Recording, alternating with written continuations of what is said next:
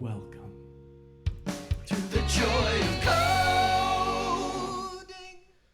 Hello, and welcome to episode 246 of The Joy of Coding. My name is Mike Conley. It's so good to have you here. I'm sorry we're starting a little bit late. For the people who are watching the stream, you're probably on Twitch right now because that's the only endpoint I can stream to. My repeater is busted, and that's unfortunate. That means that let's focus.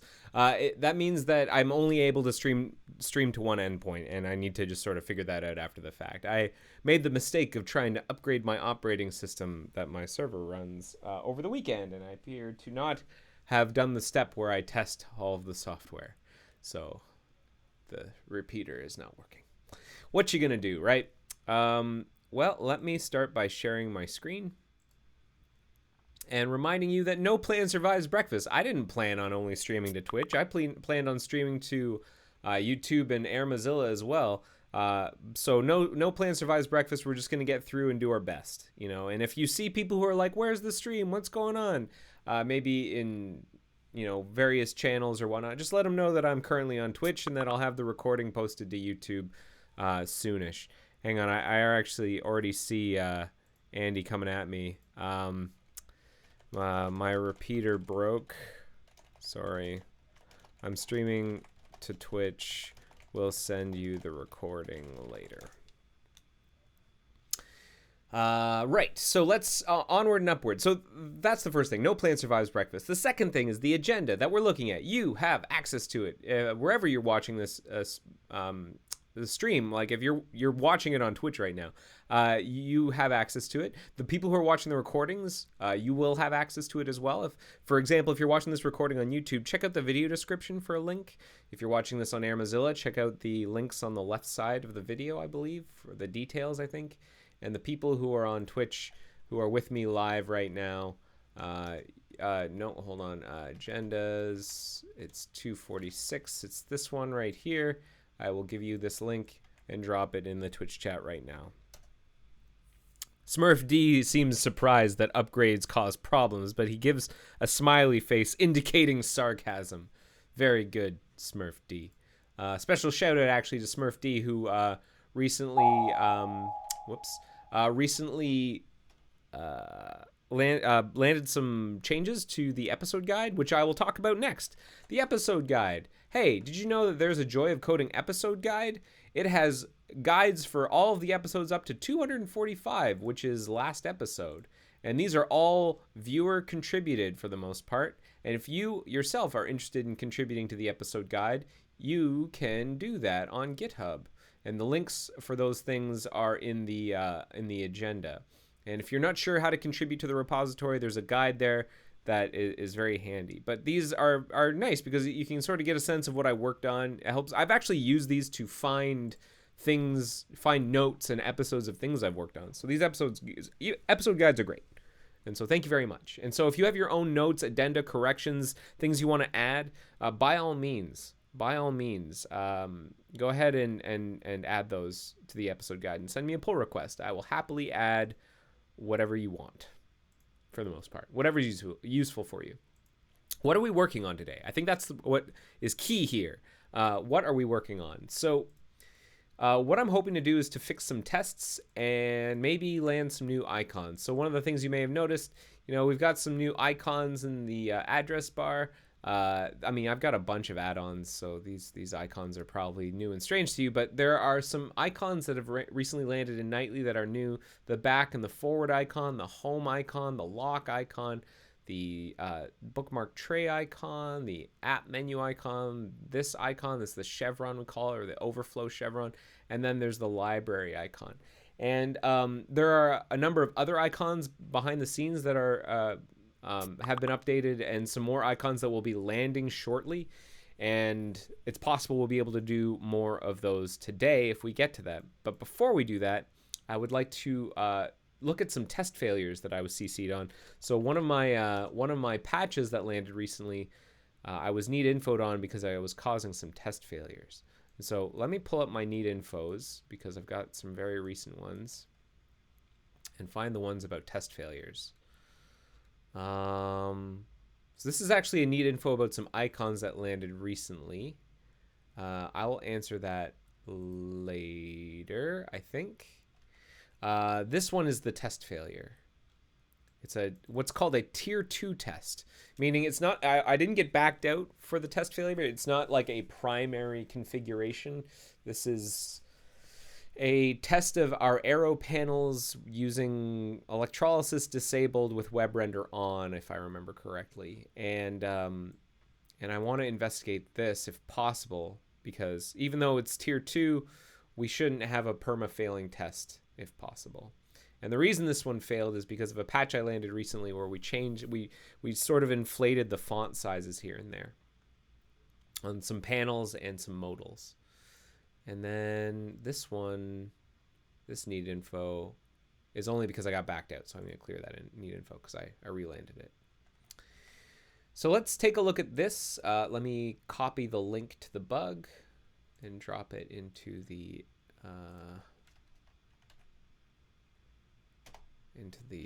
agenda. So that will update. And then for new icons, work we might do for new icons are there's this warning icon that I don't know. I might have to sort of go through the list of, because the warning icon's used everywhere. I'm going to have to go through this list of places and just double check that it all looks good. But there's another set of icons related to context menus where we're going to replace some of the placeholder context menus on Windows. So on Windows, let me just switch to my Windows box here. If you're on Windows, you may have noticed that on Nightly, we've got our fancy new, more less ancient looking context menus. And we have these icons at the top, which are actually placeholder icons. They're not great. Like this one's kind of getting cut off. They're not matching what we've got set as our back and forward and reload and star icons. So we want to replace those. These were always just sort of placeholders. So I'm hoping to do that today. In fact, maybe we should do that first because I think that's higher priority. So let's do that first. I'm going to change, and it's probably more interesting to watch actually. So let me change the ordering of things here. And I'm going to copy that bug in there. And if you reload the agenda, you can get access to this. And 8 hours ago, Heist told me that so it turns out that the bookmark icon's already being taken care of in this patch that Sam is landing.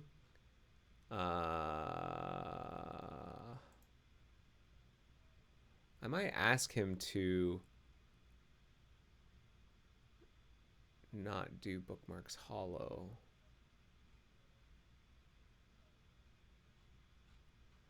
So let me reread this. Because we've got these special icons set up, but I don't think we're supposed to be using the...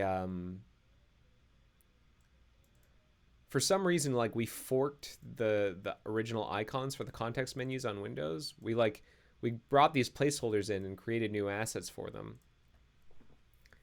For the placeholders. And I think we want to use the other, actually these icons that are going to be up here. So I'm not certain. And that's basically what Heist is telling me here. These icons should match the toolbar. We should be able to just remove the additional menu icons. Said the bookmark icon is being replaced and the reload one in here.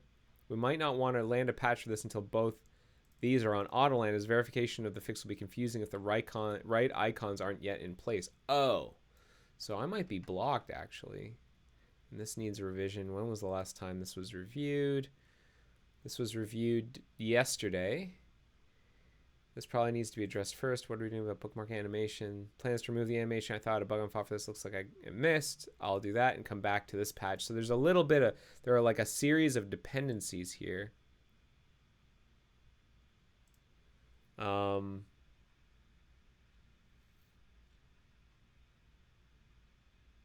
Is bookmark hollow used by anything else? Yes, it is. It's used by new tab, Mac touch bar, But that's slightly different. Icons, menus, bookmark hollow. Who's using menus? Yeah, just the context menu. I'm pretty sure these icons. So what I'm going to tell Sam is, according to Heiss in such and such, this icon isn't really needed anymore. Am I understanding that correctly? Let me just reread this. As well as the fallback. The fallbacks. This particular icon shouldn't be needed anymore. This particular icon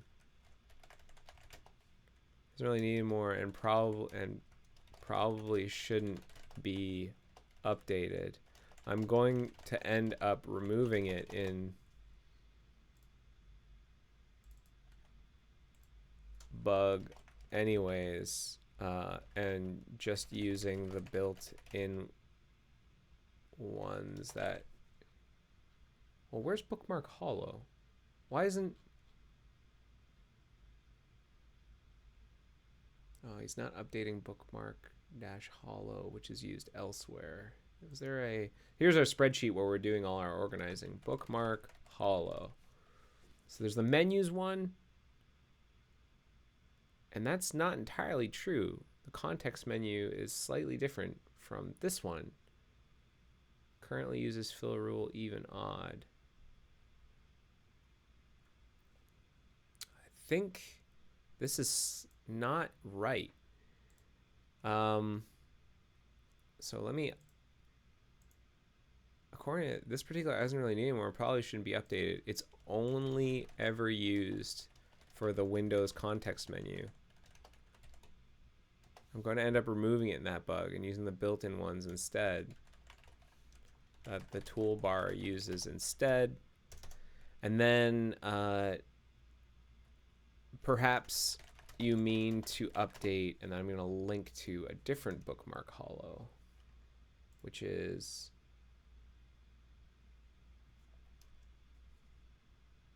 this one.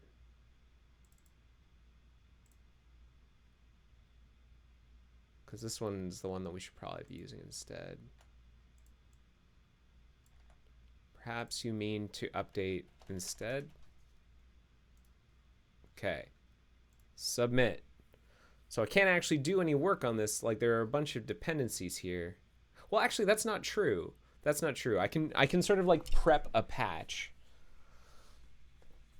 I'll show you what I tend to do whenever there are a bunch of dependencies and I don't have control of the dependencies. Like, I have to depend on Sam working on this patch, which is dependent on Sam working on a removal of the bookmarks animation, which is happening in a different bug that I don't know is if it's wired up to this one yet. But what I can do, oh yeah, update the bookmark icon and animation. This is from a day ago. So this is the bug that blocks this bug, which blocks my bug. So I'm actually going to wire up a dependency. Depends on... Oh, there's already a dependency there. That's good. And so what I can do for now is I will attach, or I will apply Sam's patch. Now, here's the thing. I have to switch to my Windows machine. This is a Windows only patch. Cascading bugs. That's right. And like, it's kind of like building on shifting sand. But that's what happens when you're working on a team. You know, you got different people working on the same code base, but doing different things. Oh, whoops, sorry.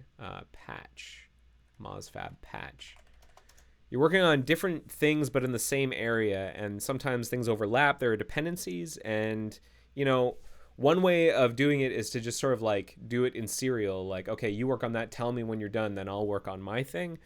But sometimes that's the only way to do it. That's the most practical way of doing it, especially if you're not sure what the other person is going to be doing. You don't want to actually accidentally create more work by just assuming what the other person's doing. However, In this case, I am reasonably confident I know what Sam's going to do. He's just replacing icons. So I suspect he's going to take my feedback and not update the bookmark hollow icon, because I'm just going to be removing it anyways. So what I can do is I've applied his patch here, and what I'm going to do is I'm going to pretend that I'm Sam, and I'm going to revert part of it. So let's see here.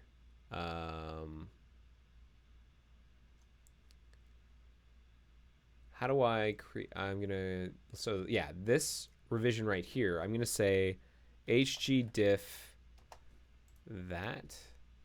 Hold on a second. hgdiff that from central. And right, so what happened was Sam replaced it with this one that starts with path M4185, and I believe that's correct. That's what he did.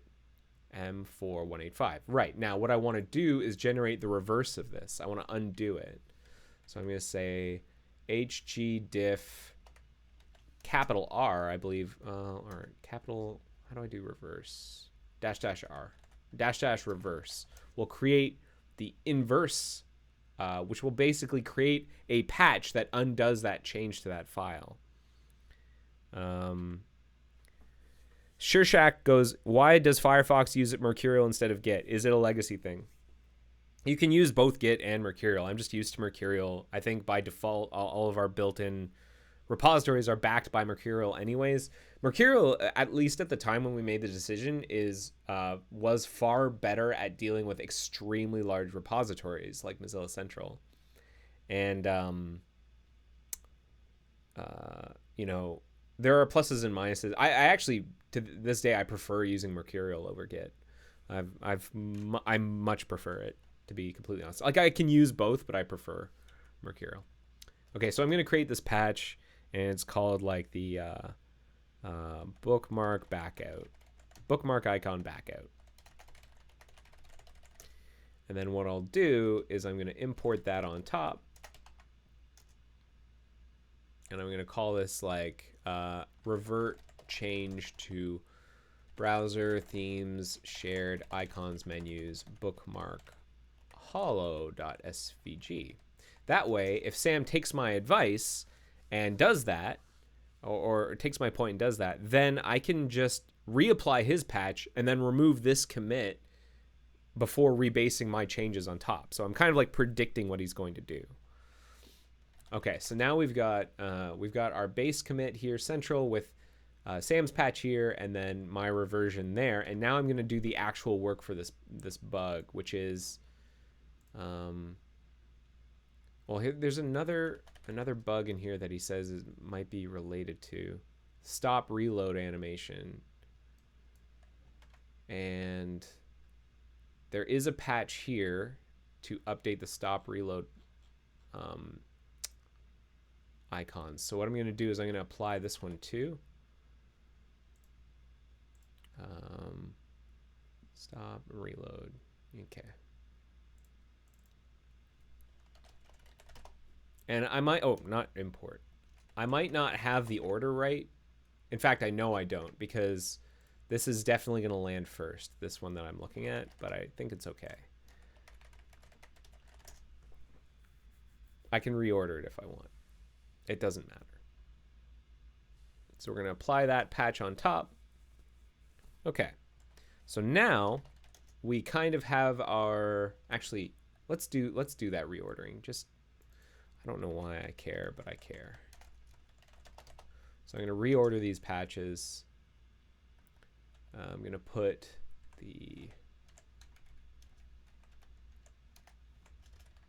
that patch at the bottom. Okay.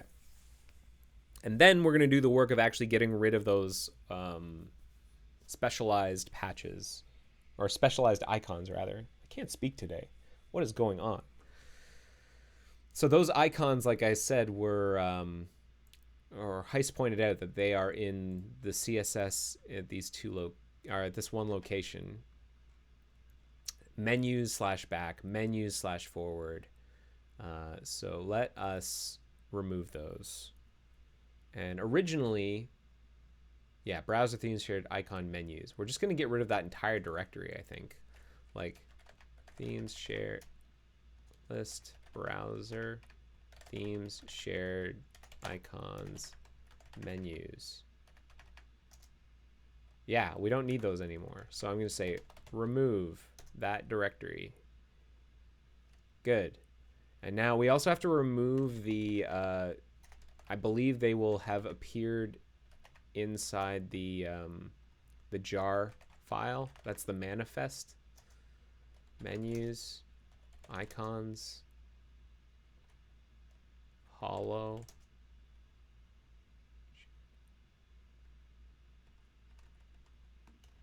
What the? Who, whenever these got added, did they not add it to the manifest? What manifest? Oh, just on the Windows variation. That makes sense. Right? Is that what happened? Yes. And then there's another jar.mn file. Global. Okay, so we just want to get rid of it in the Windows jar.mn. Otherwise, we will not be able to build because these things will be missing. So browser themes, Windows jar. Browser themes, Windows jar.mn. Bookmark, hollow. Yeah, these four. Don't need them. And I'm going to create a new commit. I haven't even done the actual work yet, but we're going to create a new commit anyways. And it's for this bug. Use the toolbar version of the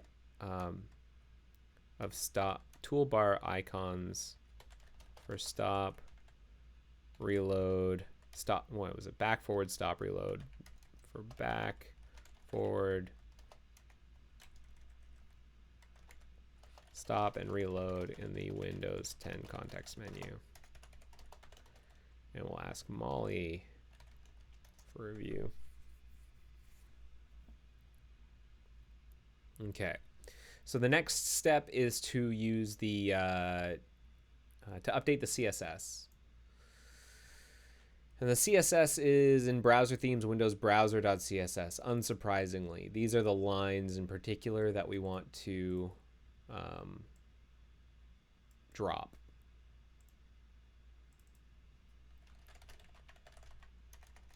Why is my tab complete not working? Browser themes, Windows browser.css.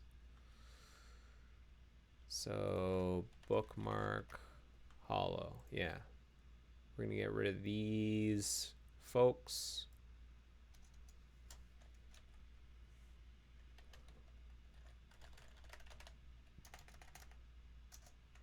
Back.svg. Well, he linked to another set of CSS. What was it? Oh, in context menu.inc. He says, and as then we'll fall back to the icons. We should just be able to remove the additional and icons in CSS, as then we'll fall back. Oh, so we will naturally just fall back to the right ones. Great. So I think our work's done, actually. We can take a look at this right now. We will have fallen back. Let's build and take a look.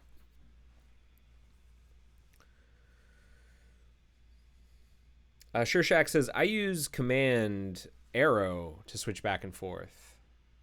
I can't do that because I think RDP is paying attention to command arrow. All right. So these are using the same icons as up here. Now we need to replace. Oh no, that's the stop reload one. In fact, let me show you. Is the animation updated? Oh, you know what? You're not going to see the animation. The RDP is really sort of like, so I'm using remote desk protocol to like remote into this machine. And so it's like there's so much anti-aliasing going on in the curve there, and it's turned off the animations because I'm over RDP. Okay, fair enough. So sadly, I can't show you those, but I can show you that the context menu icons are right, except for this one, which is going to be replaced whenever Sam's done his work. So I think our patch here is actually done.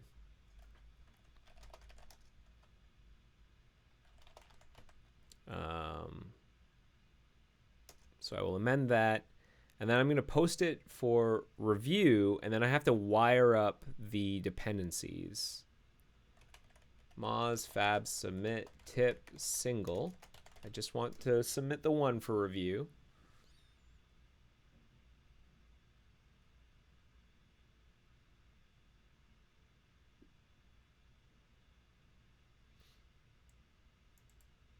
And then, so just sort of to review here, the way that this is working is there's a bunch of dependencies that have not yet landed. One of them is close to being landed. Like I think the stop reload one is like green to go. I think this is just going to land today would be my guess. SVG. So that's going to land today. And then the other one on top of it is the bookmarks. Yeah, the address bar icons. And this one is still kind of in flight. And that's also depending on a separate bug as well, the bookmarks animation removal. So there's a whole stack here of dependencies, but I think I'm just going to wire up the one dependency. Why hasn't it posted it yet? Oh, it's done. Come on.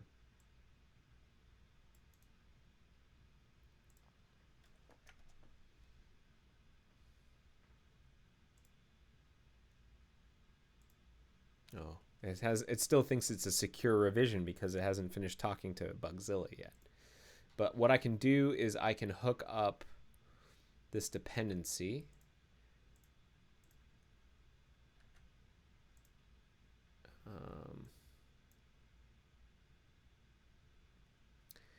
And then I will hook up. Oh, whoops. I left. Well, I think I'm supposed to have a blank line at the end of the file. Am I not?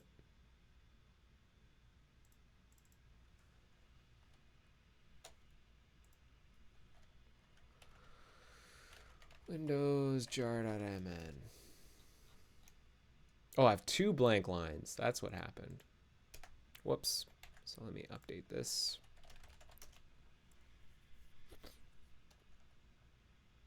And so this way, whenever Sam's done his work, my patch can just go. That's thinking with portals.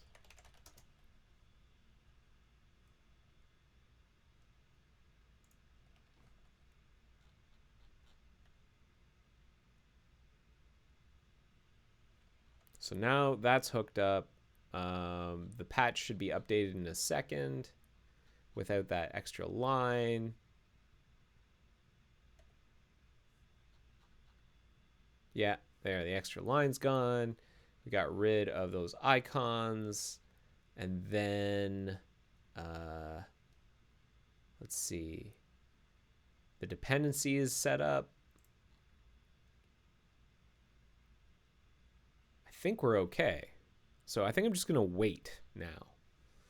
But I mean, Molly can review this. This is pretty straightforward. Make sure I got it right. And then we're good to go. Let's move on to the other thing. Lol Repeat Lol asks, I wonder, how would you feel if the rest of Firefox was moved over to GitHub and issues are tracked there as well? I'm personally conflicted.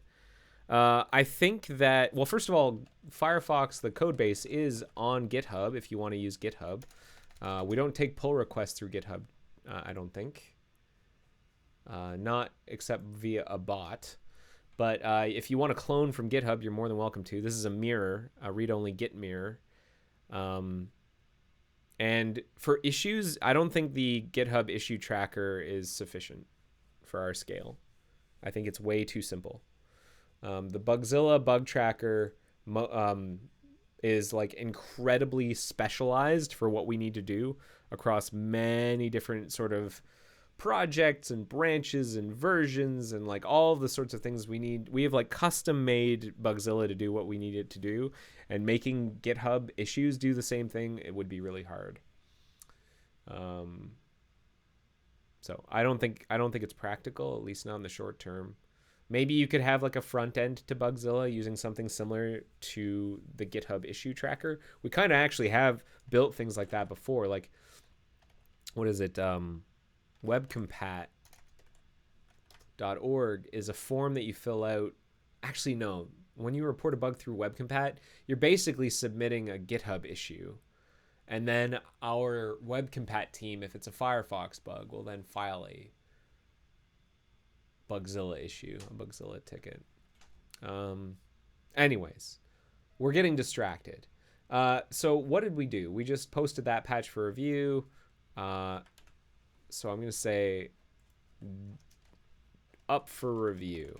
So now let's try and fix this test. This is not going to be a very exciting part of the episode, but maybe it will be. Who knows? Maybe we'll fix this. But I'd like to figure this out. So what we have here is a test failure. Oh, I think someone is vaping in an apartment nearby. I can smell this sort of like sickly cotton candy smell. It's gross. Hi 680122 asks if we want to become famous. If there's someone in the Twitch chat who doesn't mind kicking that person for spamming, please do. Any mods around? That'd be lovely. All right. So what do we have here? We've got a checkout of Central, which is from this morning. So we're going to build. We should have an up-to-date build going.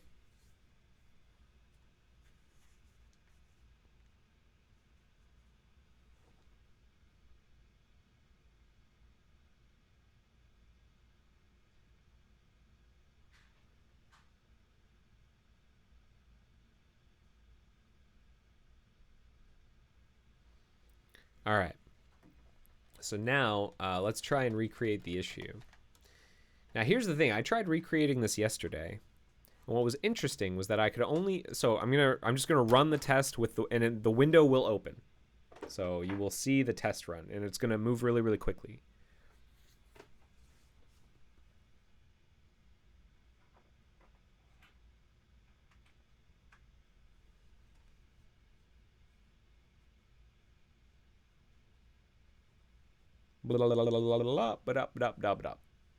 Okay. Oh, so we got our failures.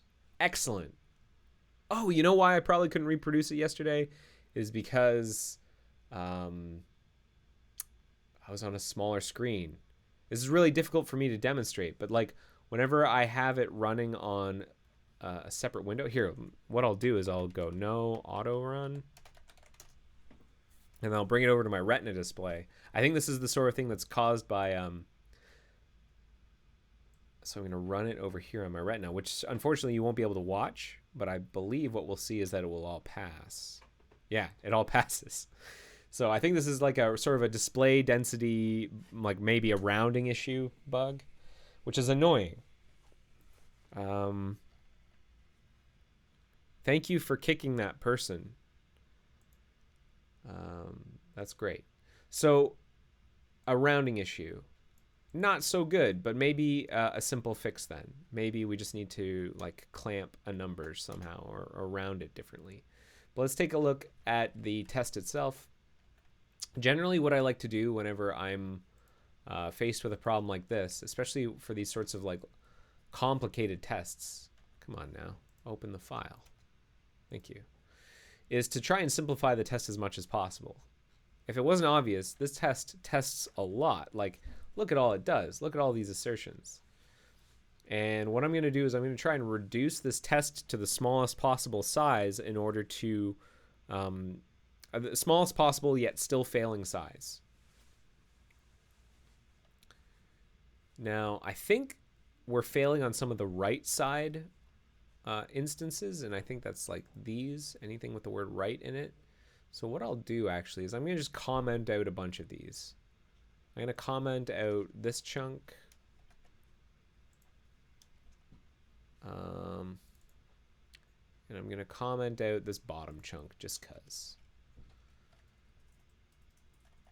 And let's see if that changes the length of time to run the test. Because the smaller the length of time to run the test, the better. And the easier it is to analyze. Okay, still fails. Good. So I'm going to keep reducing. Let's reduce by getting rid of this set. So we just have these two blocks.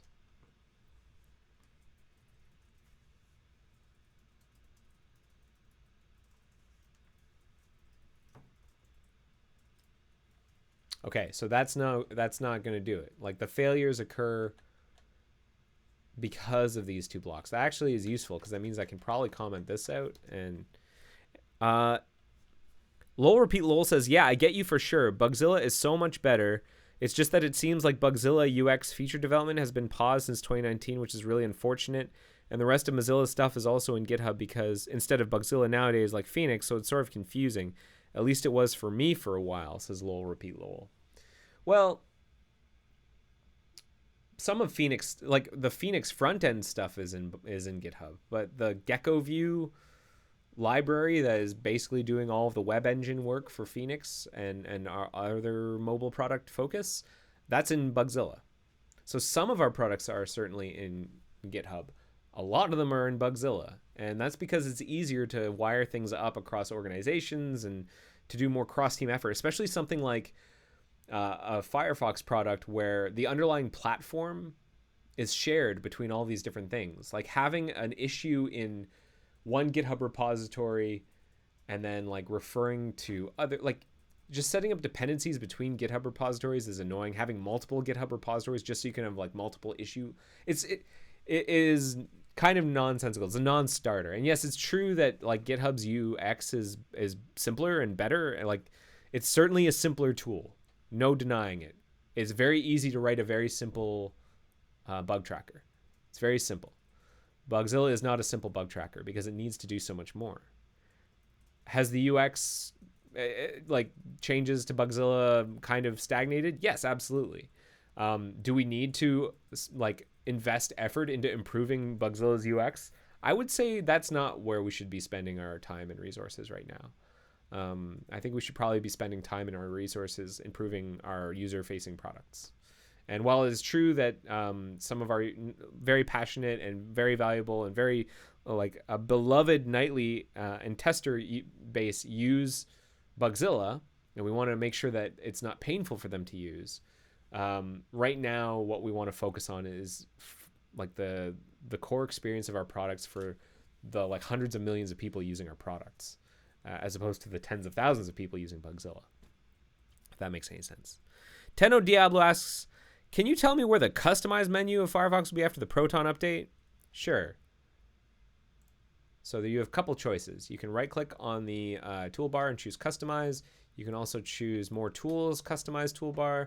If you have the native menu bar, I think you can go to View Toolbars, Customize Toolbar. I think at the bottom of the chevron, customize, like there's so many different ways of getting to it. I hope that's helpful, Tenno Diablo. That's how you can customize the toolbar. But I think the one I tend to use is like you right click on the toolbar and choose customize. That's the one I tend to use. But for people who don't have context menu desires, more tools. You can go to app menu, more tools, and customize toolbar.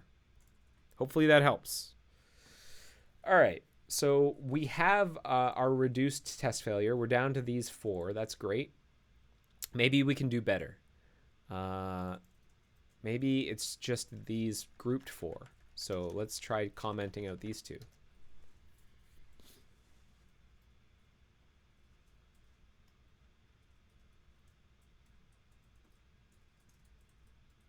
Yes. Okay. It's these 4. Now let's just get it down to 1. Let's get it down to 1. 1 failure.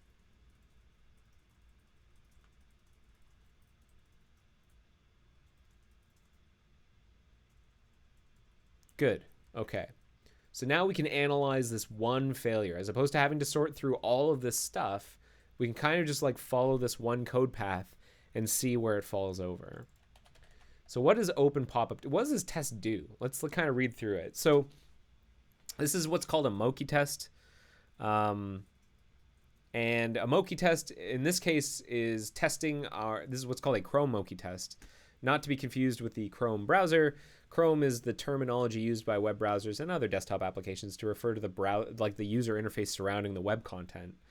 And so, you can call the Chrome of the browser this stuff up here. And that's why the Google team, it was their big joke, like, we'll call our web browser Chrome. And that's actually ended up being very confusing. But good joke, Google. Anyways, this is a Chrome Moki test that tests some Zool stuff, in particular panels. And the way it works is it loads this document, this XHTML document, which has Zool nodes in it, like window and stack. These are Zool nodes and some panels. And after it loads the DOM, it runs this script. So the first thing it does is it says, hey, this is an asynchronous test. I'll tell you when I'm done. I will tell you when I'm done. So it will call finish on itself. And then it checks to see whether or not we're on Yosemite or not for some reason. And it stores that, sets some variables up, and then creates some functions. Okay, now we skip past the function definitions.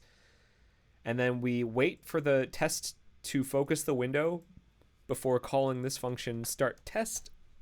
Start test calls next test, which is a generator, and then it will run it.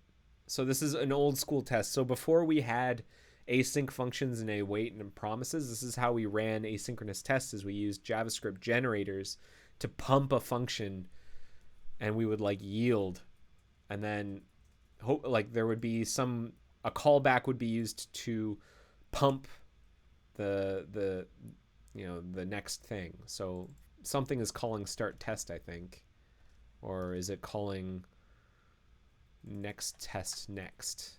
Oh yeah, here.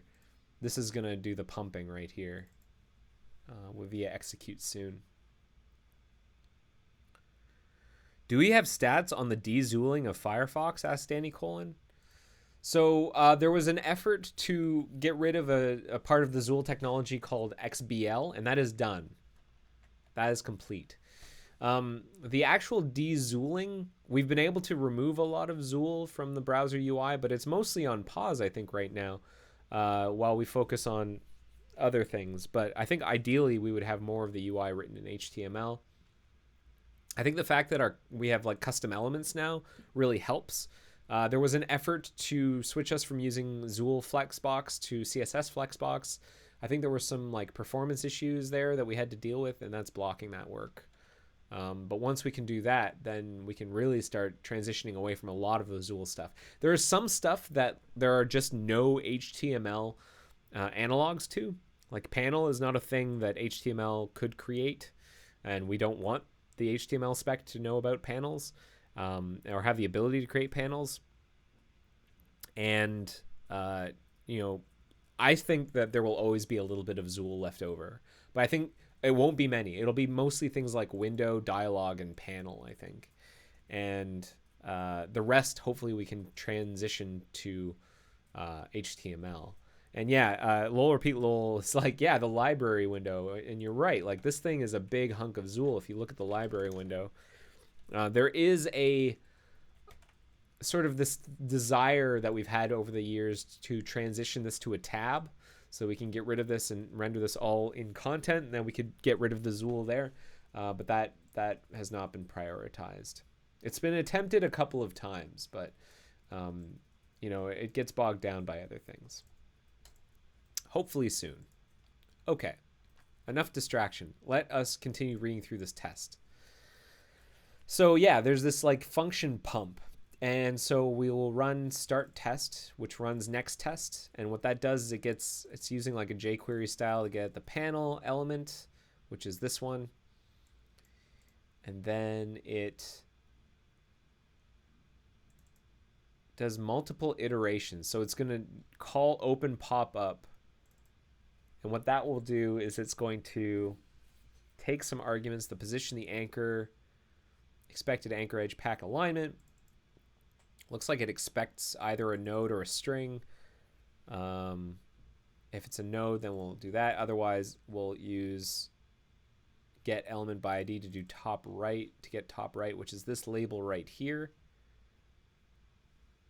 And then what it will do is it's going to remove the side attribute and then open the pop-up. And when the pop-up is open, it calls check panel position. Check panel position gets the anchor node. It gets the anchors bound in client rect.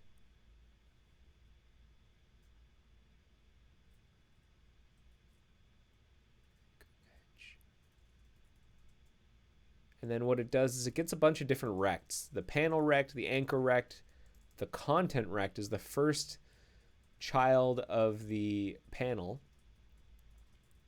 And then it makes sure that depending on the expected side of the panel, that the right side is less. Oh, I think we are passing that part of the test. It's anchored on right is where we're failing, which is down here. And so what happens is we expect a particular edge. And if that particular edge is right, then what we expect is that the H-Win pos, which is what? The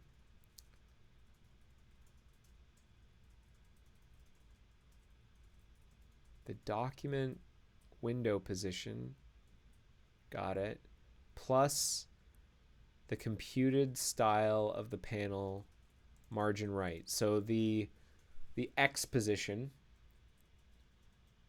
if it's supposed to be centered, then it should be, the X position should be at the, we should put that in the middle of the anchor, okay? If we're not Yosemite, then we expect to be within half a pixel. Why Yosemite? That's interesting. Who added that?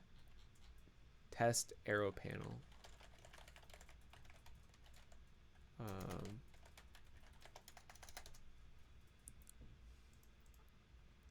Who added this? Disable the part of test arrow panel that fails on OS X 1010. That was in 2015.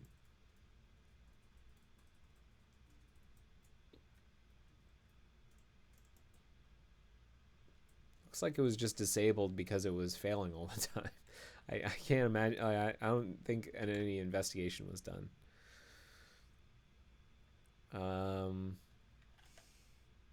Creepy dolls. Yeah, that's right.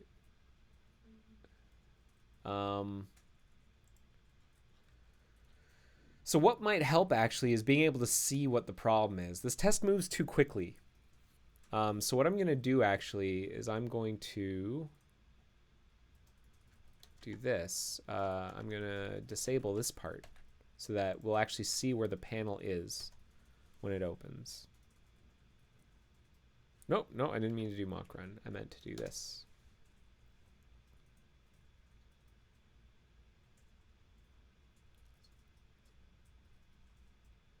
Okay, so this is in the bad case. This is where it positions itself.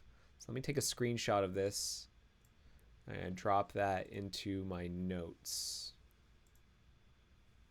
I guess I will create a new note.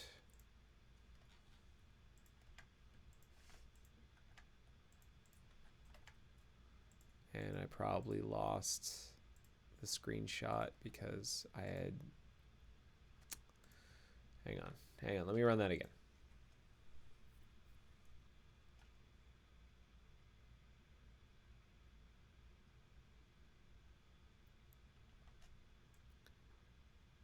All right, so we will paste that into my notes. So this is the bad case. Let's paste the good case. Now, we can get good by reverting the change that caused this issue.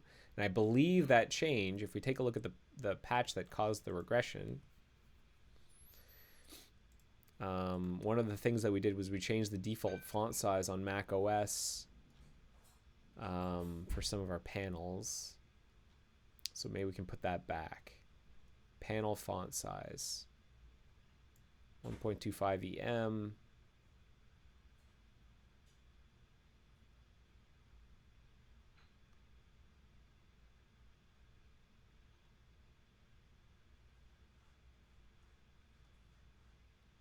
Common dialogue.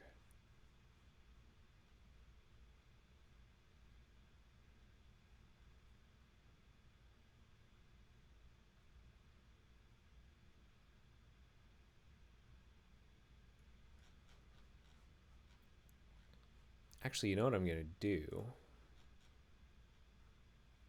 Let's take a quick peek. I'm going to show you some powers. We're going to say no auto hide. Is that what's called on the panel? Yeah. No auto hide equals true. So the panel will not go away unless I hit like escape on it. So what I'm going to do is I'm going to rerun this, but I'm going to do it with the debugger open so we can take a look and see what rules are being applied to it.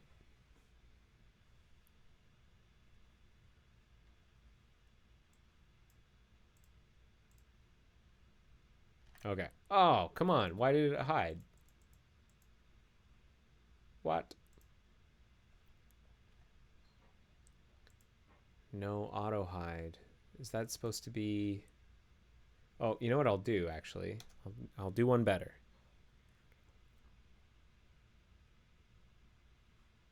Smurfy says you had a if macOS removed in that patch might be causing issues on Windows. So in the patch, you were saying if Mac OS X here, this got moved down here.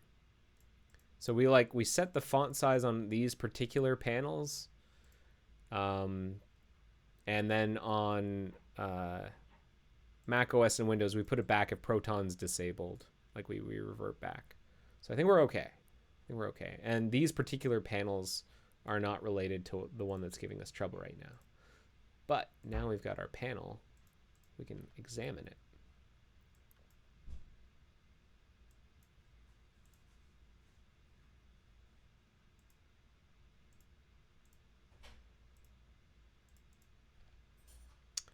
Panel.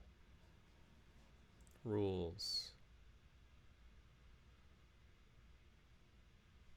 It's got a font of message box applied to it still.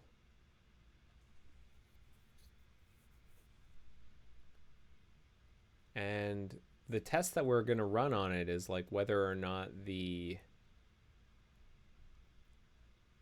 margin right H when position plus parseInt get computed style margin right. So margin right is what, like minus 16?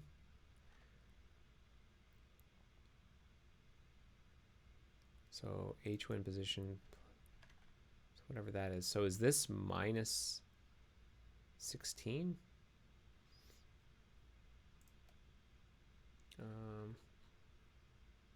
Where is X scope?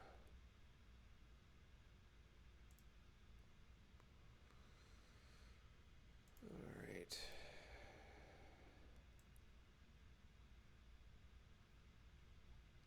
Not quite.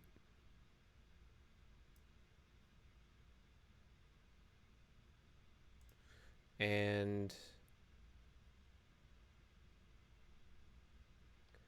right, it's supposed to be the H when position of the frame rect. It's the anchor's get bound and client rect. If the anchor's owner document. Let me get the anchor node. Panel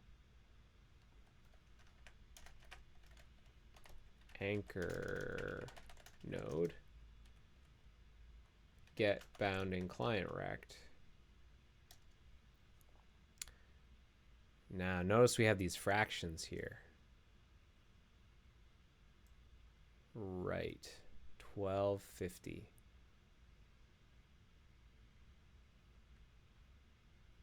And margin right and left is, yeah, this fractional value. So 1201 minus 16. And now let's take a look at the panel rects dot right. So panel get bounding client rect right. Okay.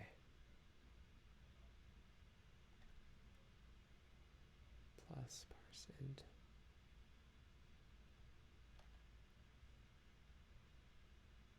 Let's get it to spit out its calculations. I think that might be easiest.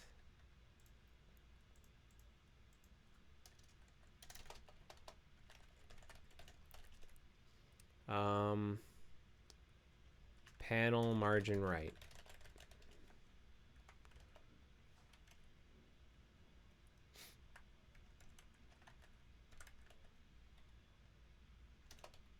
And H-win position.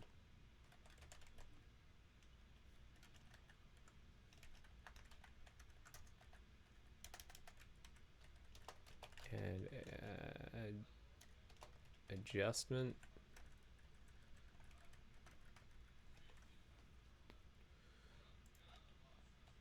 And so anchor right times zoom factor minus adjustment. Console.log. Panel rect.right.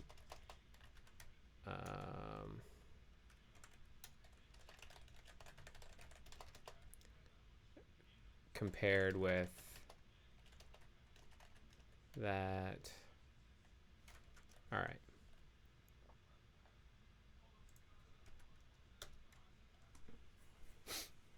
Let's see what it thinks. I think this is a rounding issue. That's my guess. I'm going to disable pop-up auto hide. Let it just run.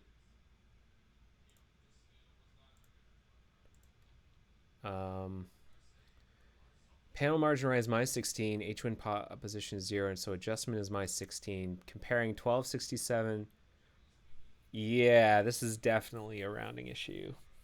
We're off by like... is within half a pixel.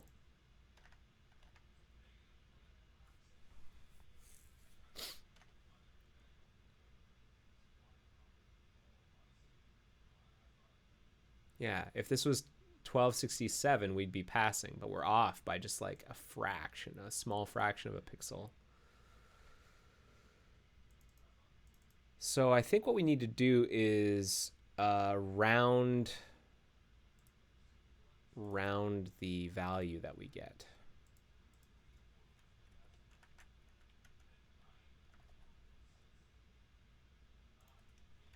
Math.round.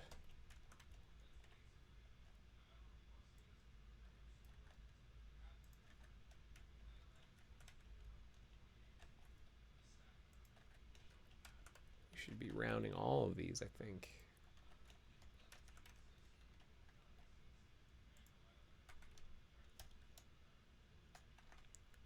And we can rehide the pop-up. Fractional pixels. This is what you get.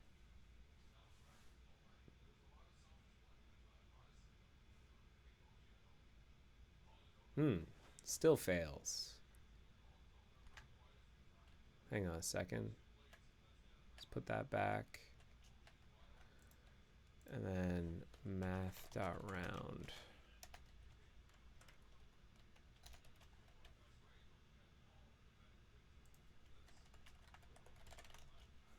Did I not do that right?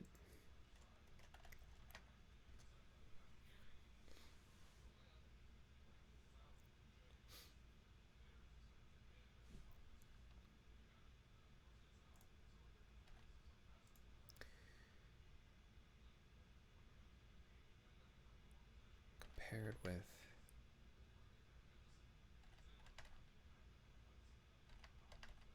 anchor right dot rect.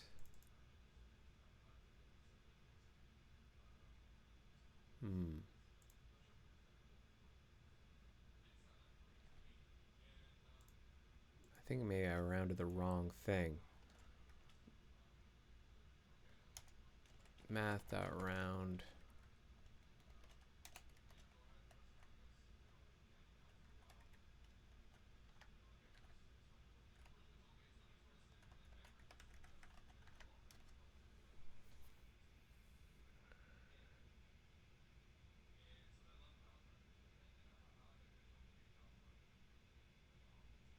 Okay, now the question I have is why?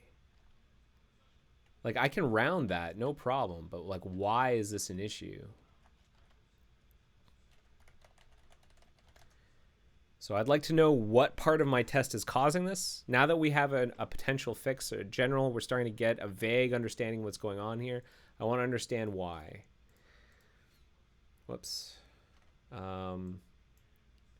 So the reason is because the anchor's right is wrong, which means that something has changed about the style of this document. The anchor is the let's get the anchor. Hold on a second. I get this bug sometimes where I have to like reselect. Yeah. Panel. State open anchor node. Okay, let's find the anchor.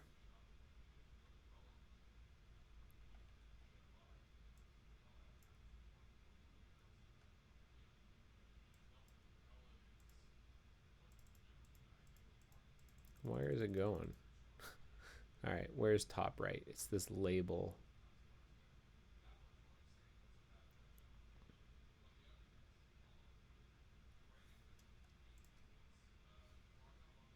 Top right, this thing.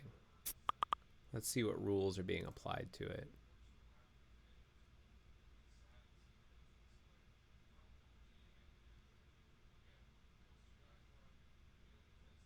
The font's being overridden by font message box from global, but that didn't change. I didn't change that.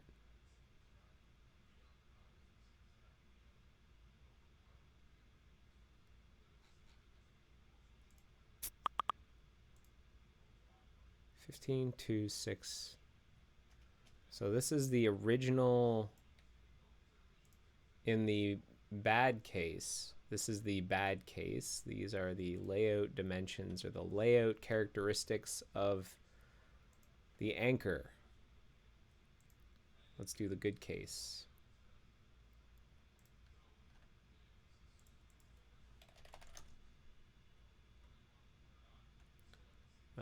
Shelve that. We're going to revert the change.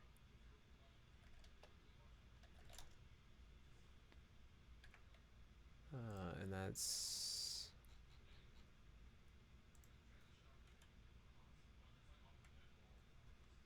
we're basically going to do a full back out just to see.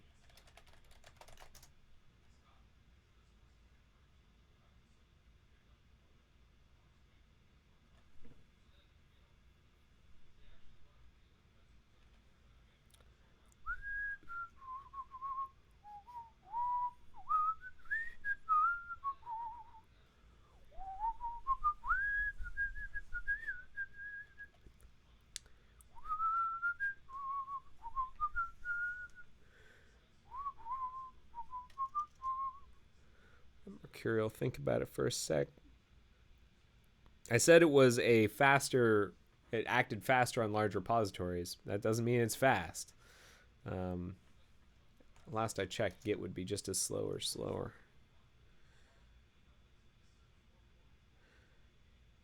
Hey, Molly accepted my revision. Nice. Okay, so now I can unshelve my change.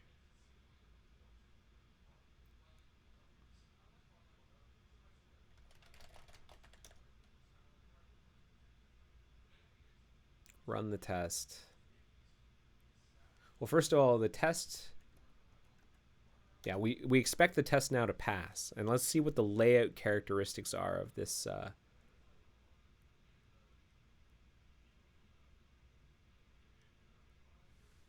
this panel.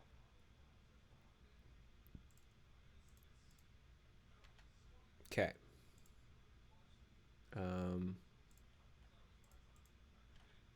First of all, top right. Let me focus. Top right.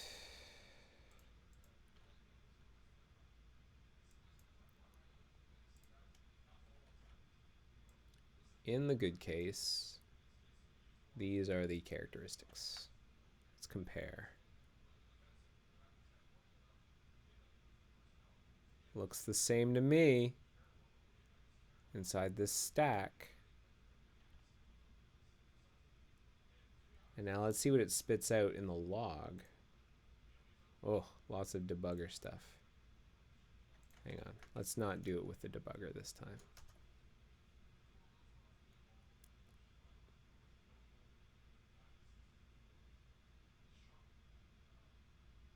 Okay, and it says, so it's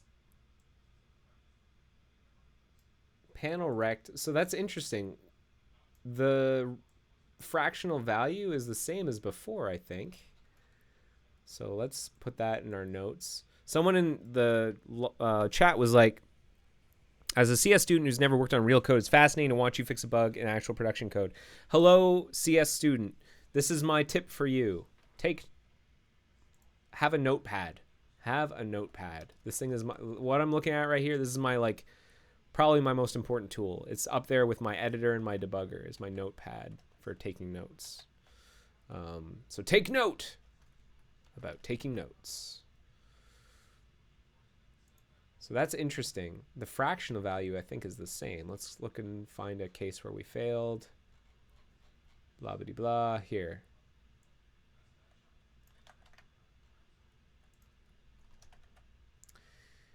Six, 1267.5 versus 1267. So the panel rect is offset by half a pixel.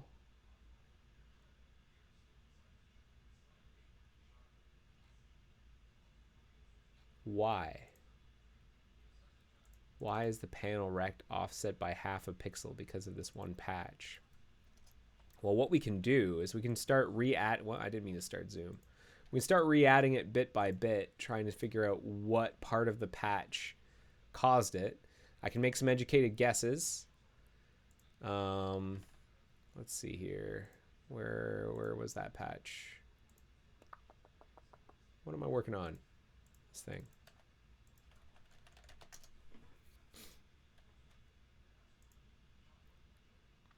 So we're going to re-add these changes one at a time, see which part introduced the issue.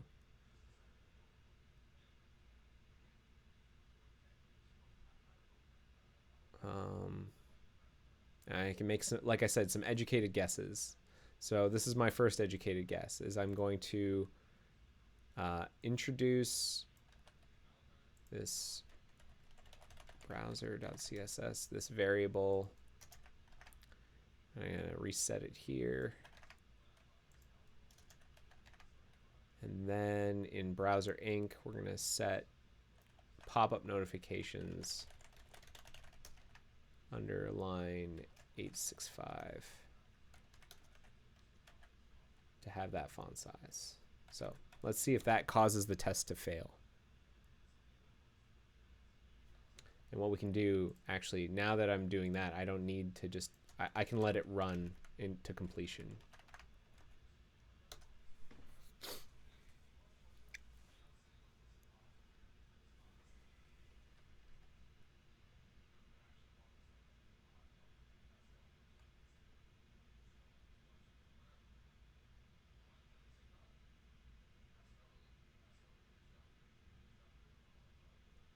Okay, still works. Next, in Control Center, we modified these three patches, or panels rather. Not panic, panel inc.css under shared, yeah. And so what we did was we got rid of this rule here. We moved it down into its own separate rule.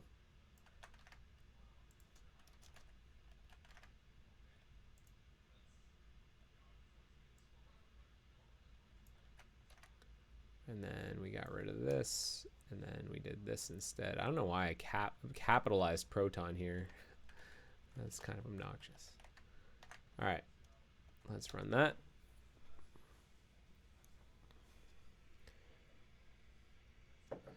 Here's another lesson for all the students out there, or the people who are getting started. Yeah, like sometimes finding a solution is not pretty. You do stuff like what I'm doing. You poke and prod using sticks and rocks to try and make an answer fall out, and it's not always the most graceful. Whatever gets the job done. That's my motto. Like whatever you need to do to get the job done. So next I'll apply this rule, panel UI ink.css. Line 233, we're going to change from font menu to font size, that font size. And I think we're starting to run out of rules here. We're getting close, because the rest only impact dialogues, which I don't think would be related. But, you know, if we run to the bottom of these rules and we don't have a failing test, then we'll move into the dialogues until we get our culprit.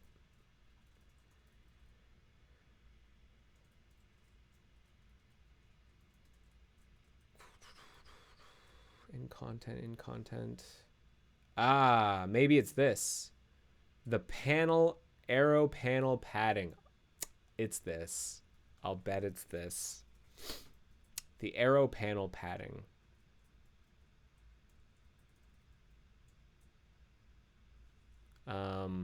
In fact, I'm going to guarantee it's this. Global, was it? Shared global ink.css. Instead of having this hard-coded value, I'll bet you this is going to fail. Give me failure. Survey says test fail. What? Wait, did I build? I don't think I built. Let me build. Did I do that right? I was certain.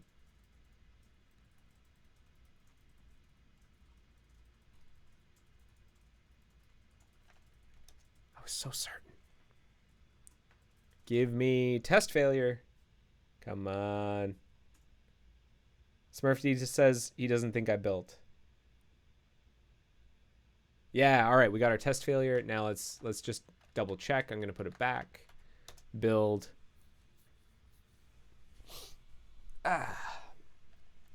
And then I think we've narrowed in on it. And it makes sense. You know, like setting the padding, we are intentionally setting the padding of these panels to be proportional to the font size, and that can lead to fractional padding depending on the system you're running on. Yeah, that fixes it. All right. So I know what to do here, I think.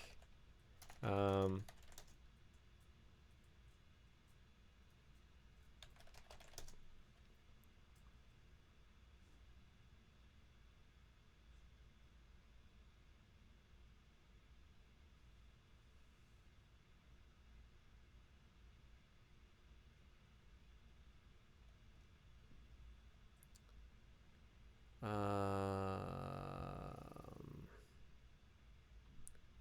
think what I'll do, I'm going to revert everything except for the changes I made to the test. So revert all except that.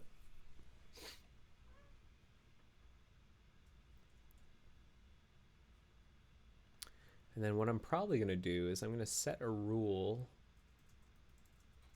in here that's like, hey,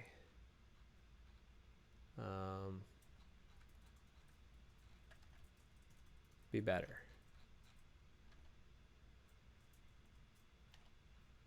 Okay, so what I'll do is say like style root arrow panel padding 16px. we hard code an arrow panel, a panel padding to avoid rounding issues caused by using EM unit padding, which is the default as of bug such and such. So I think that might fix it. So now what I need to do is I'm going to shelve my change, get rid of the back out, and apply the fix. But now that we have it, let's write down what's going on wrong. Okay, what's going wrong here is that the patch, the regressor uses an EM unit for arrow panel padding, which can result in fractional values when laying out the panel. And this test is particularly sensitive to fractional pixel values.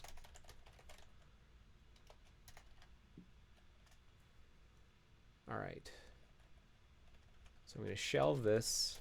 Shelve, for the people who don't know, it's the same thing as git stash.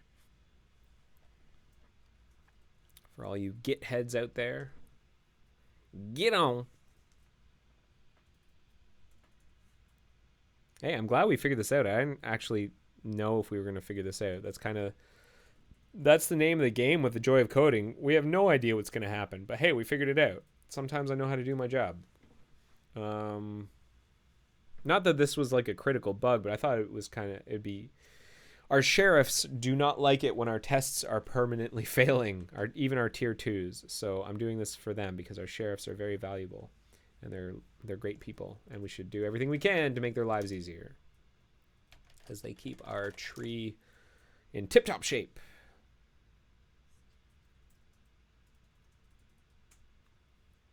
All right, so we're going to get rid of that back out.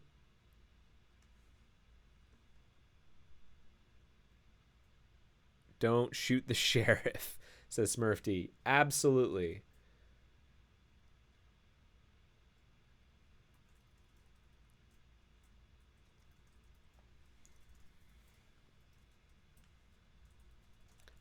Oh man, I don't know what the dealio is. Mercurial is not usually this slow. I wonder if it's because... Do I have... what's wrong with my disk today? So we're going to build... Or hang on, let me unshelve now. Unshelve the difference.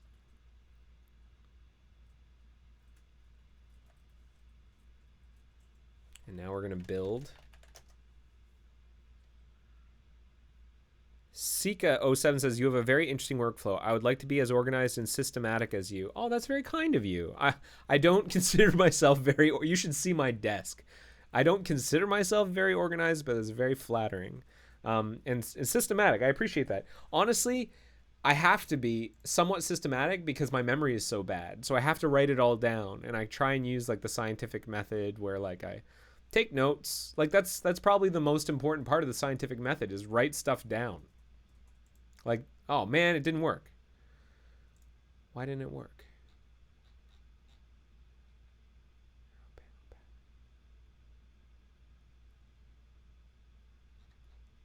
But that's like one of the most important parts of the scientific method. There's lots of parts to the scientific method, but one of the most important parts is write stuff down. Write it down. Anything. Because, your memory is fallible. At least mine is. Maybe yours isn't, but mine certainly is. Oh, come on. Oh, it's because we're hiding programmatically, so we'll put that back.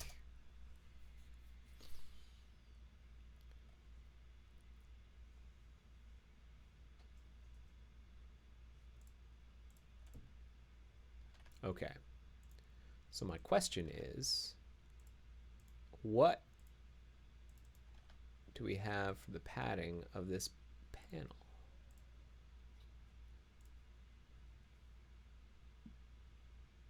Arrow panel padding.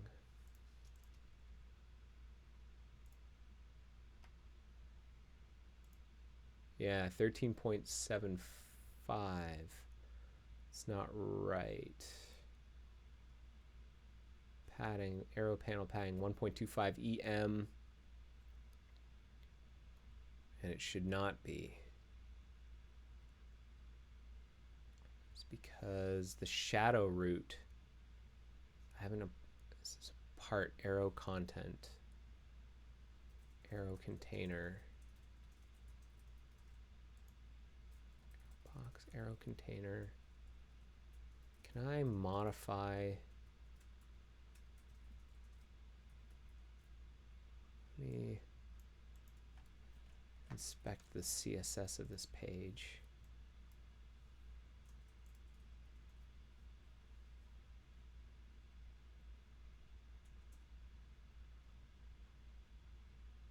Did I set style? I thought I did.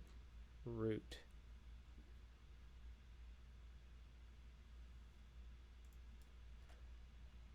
Arrow panel padding 16 pixels. Is that, do I have that right? Arrow panel dash padding 106 pixels. See, that's not having any effect whatsoever.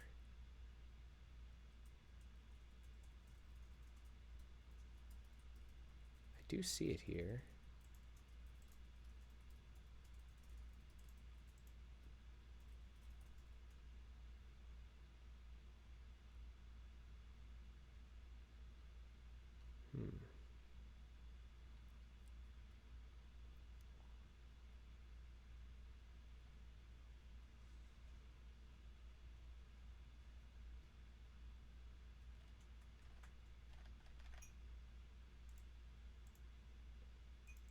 Basically, I have to target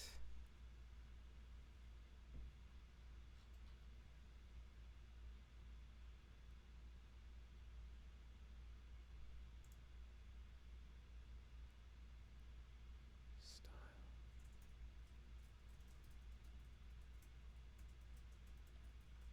Can I set a rule? Can I say like arrow panel padding 50 pix? Yes, I can. I can do it on the element. Okay, good. Panel. So that might help. Style. If it allows me to do inline styles like this.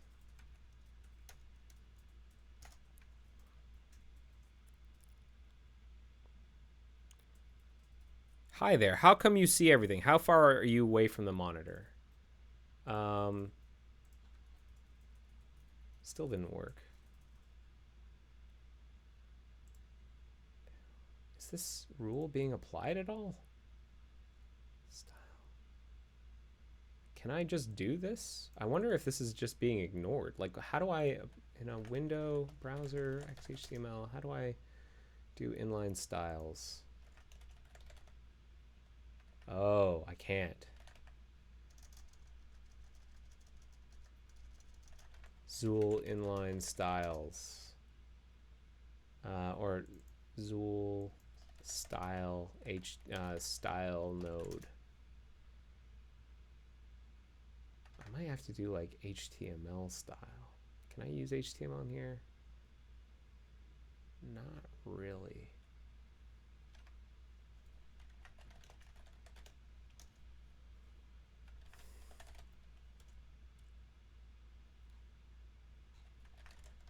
Zool crash tests using XHTML, using HBox. What if I do like that? Well, let me do this.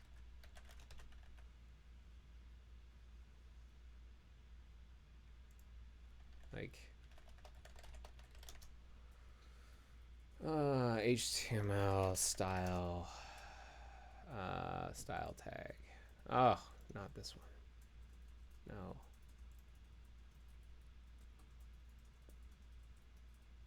Do I even need to provide a type? Maybe I do. All right. We have namespaced it. Let's see. So some questions are in the chat. How come you see everything? How far away from the monitor? Just a little over an arm's distance from my monitor. Okay, does not like it. It doesn't understand the namespace. I need to add the HTML namespace.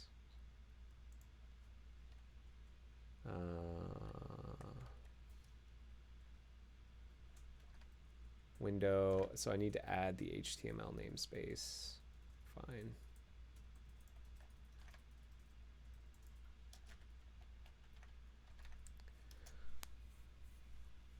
I have a terrible memory too, but I don't have enough self-discipline to write down as many details as you do. It definitely helped me a lot, but I lack the discipline. Be the change you want to see in the world, my friend. All right, that works. So I'm going to... so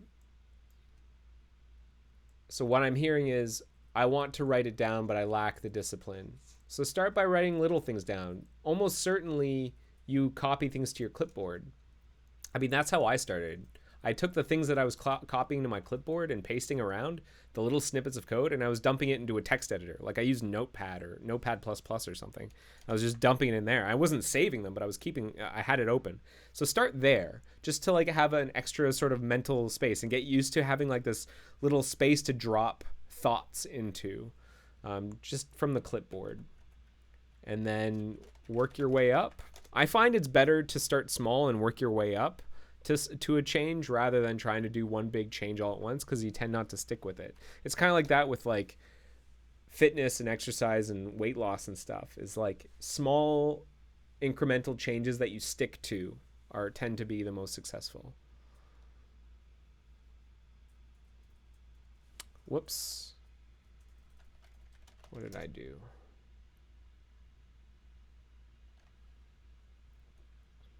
I think we're about to wrap this episode, but if we can get this test passing and post it up for review, that'll be a great way to end the episode, you know, with like, hooray, we did it. Oh, I got no auto hide stuck in there. So I'm going to get rid of the no auto hide. Didn't mean to put that in. And then we got rid of a space here and we accidentally uncommented out some stuff. That's what happened. So line 83, after this line's yield,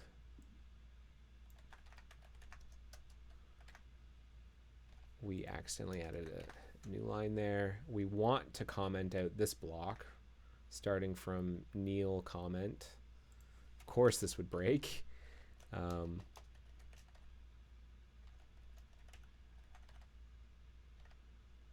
Because that is not valid JavaScript to have that in there.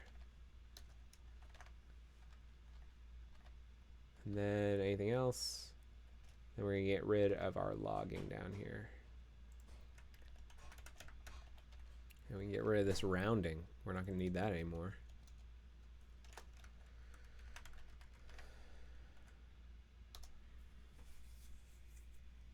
So yeah, discipline's about habit.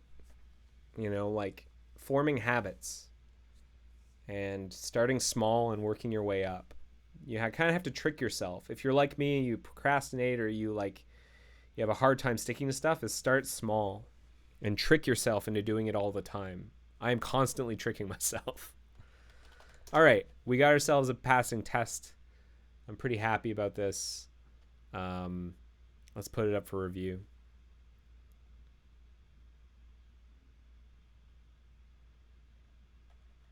Okay. Bug such and such.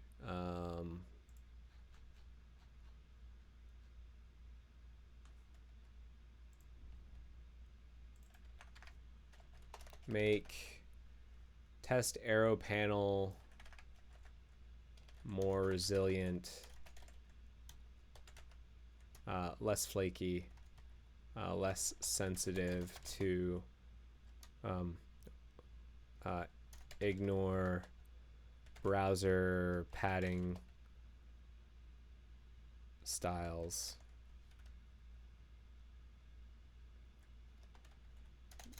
EM unit browser padding styles to avoid rounding issues. Fractional void, and we'll ask Neil Deacon. How do I? What's his username?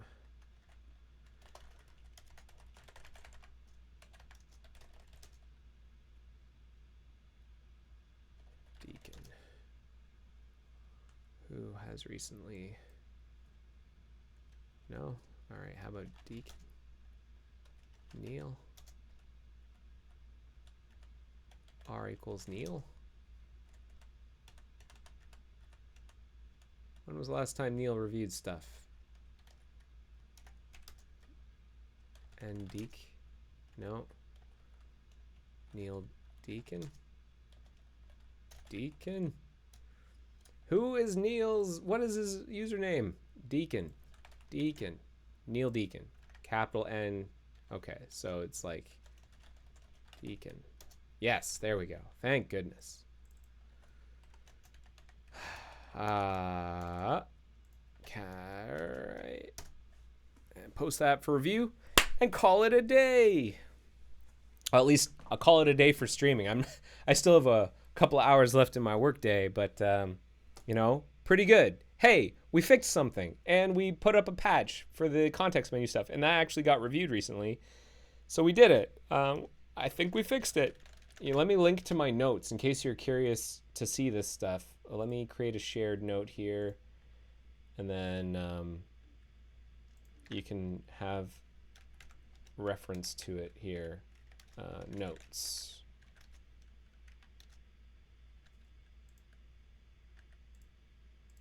There. That should take you to where you want to go. Yeah. All right. Save. So if we look at the agenda, agendas,